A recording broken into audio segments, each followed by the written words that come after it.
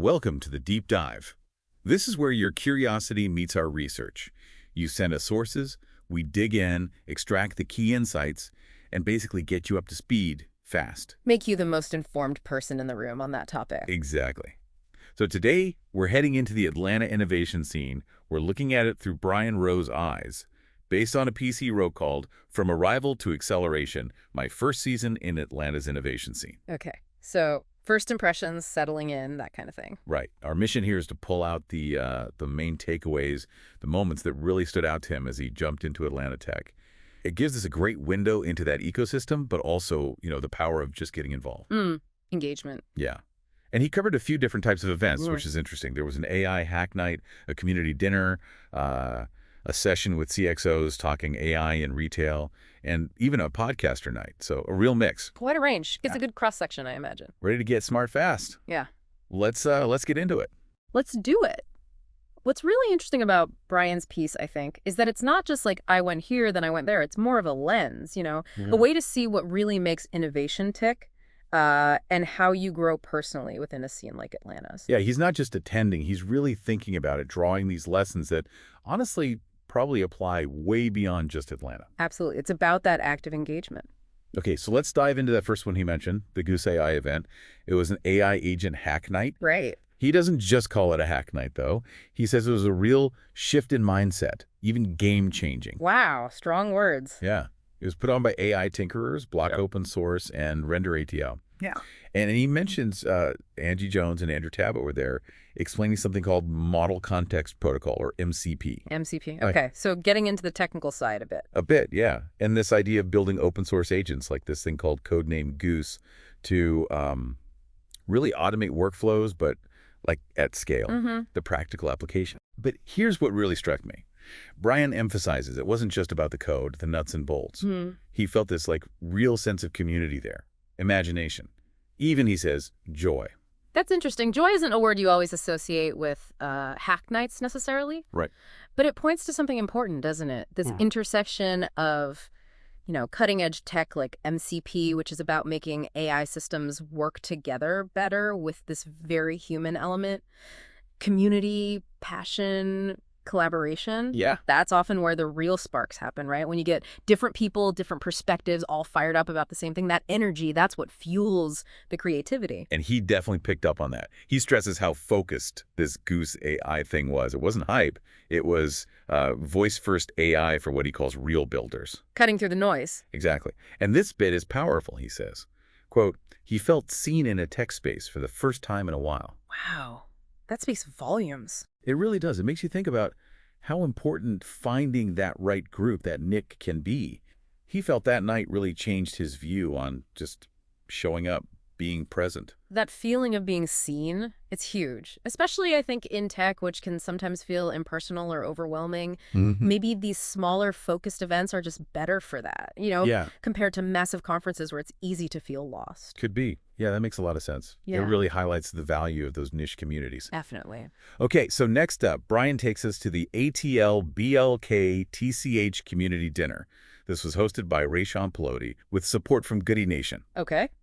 And the format sounds brilliant. He says, no panels, no mics, just people, plates, and purpose. I love that. Simple, direct, human. Yeah, like a breath of fresh air. Yeah. Right? He said the conversations were just flowing, tackling challenges people were facing, sharing ideas, but also just laughing together. Yeah. Real connection. Choosing a dinner format, sharing a meal, it's basic, but it works. It breaks down barriers, builds rapport in a way that a formal presentation just can't. Everyone's on a more level playing field. Totally. And Brian connects us to a really important point, this idea of the relationship gap that underrepresented founders often encounter. Access to networks. Exactly. And how groups like Goody Nation are vital for closing that gap. The whole dinner just reinforced for him this feeling that we are much stronger together. Simple phrase, but powerful. It really is. And that relationship gap, it's a real obstacle. If you don't have the same access to networks, to mentors, maybe even just to informal advice or funding intros, it stifles potential. So organizations like Goody Nation, they're not just nice to have, they're actually crucial for building a more equitable and frankly more innovative ecosystem. You unlock more talent that way. Well said. Okay, moving on. He also attended something called CXO Insights. AI in retail. Right, the executive level view. Yeah, this was at the Hotel Indigo. And the focus here was very much on the present. What AI is doing now in retail, not just some far-off future vision. Okay, so practical stuff, execution. Exactly. He mentions things like AI transforming personalized shopping, predictive logistics, real-world applications. Things shoppers might actually notice or that impact the bottom line. Totally. And the speaker list was pretty impressive. People from Supermicro, NVIDIA, Campbell Soup Company, Walmart, Mondelez, big names. Serious players. So they're actually implementing this stuff. That's what hit Brian, the clarity of execution.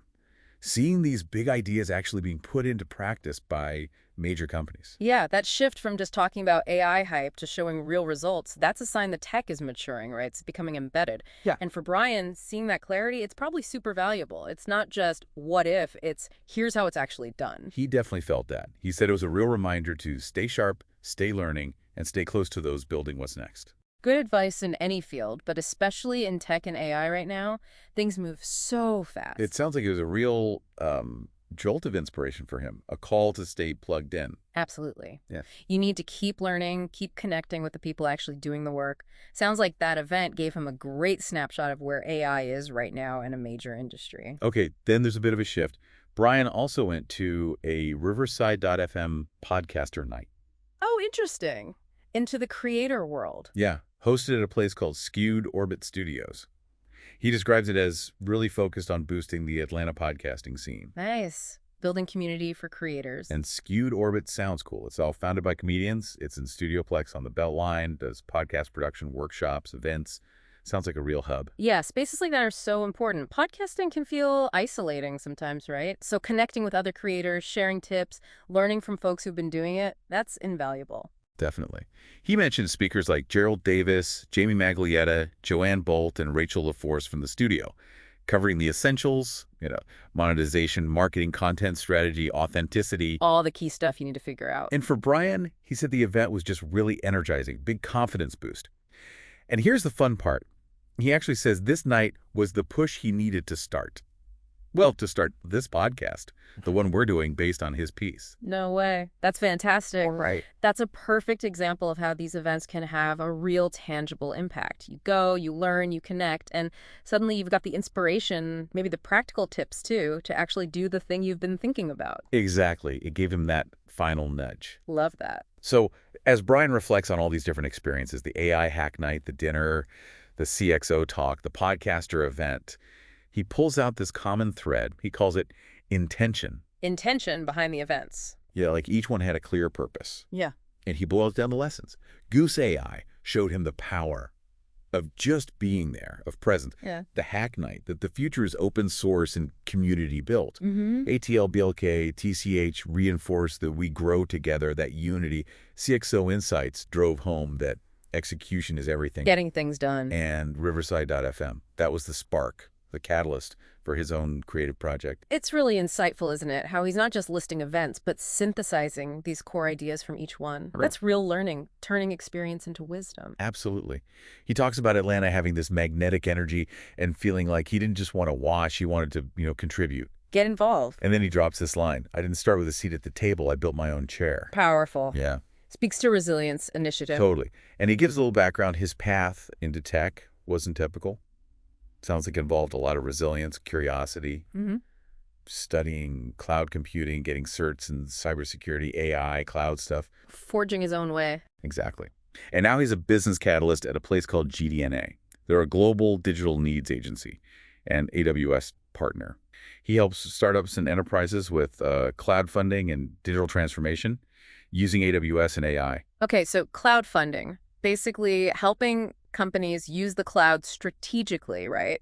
To maybe attract investment because they look scalable or just to save money on tech so they can reinvest it. Yeah, I think that's the gist. Using the cloud as a strategic asset, not just tech infrastructure. Makes sense. He's connecting the tech to the business outcomes. Right. And his focus now, looking forward, is really clear. He wants to champion underrepresented founders, build these agent-powered workflows he saw, leverage that cloud funding piece, and mentor others. Giving back. It all ties together. Yeah. He wraps it up saying he's grateful for where I've been, clear on where I am, and bold about where I'm going.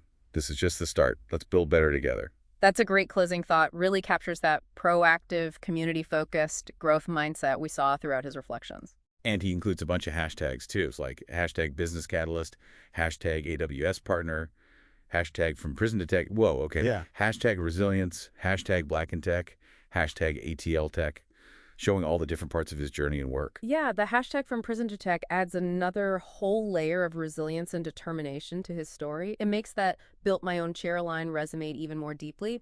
His journey is a really compelling example of how diverse experiences and, frankly, overcoming adversity can bring so much value to the tech world. Absolutely. So, as you've heard, Brian's whole experience, his first season in Atlanta, it just screams the value of, well, showing up, getting involved, putting yourself out there in communities that interest you. Taking that first step. Yeah. For you, the listener, maybe his story is a nudge, a reminder of what you can gain knowledge, connections, maybe even that spark for your own thing just by being present and engaging. What part of his story, his takeaways from Atlanta, kind of stuck with you the most? And building on that fantastic line of his about building his own chair, maybe think about this.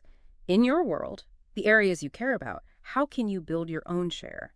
How can you move from just observing to actively contributing, creating opportunities, maybe helping build that community? Yeah. It's that power of intention, right? Yeah. And active participation. Something to think about in your own journey, just like Brian is clearly doing in Atlanta.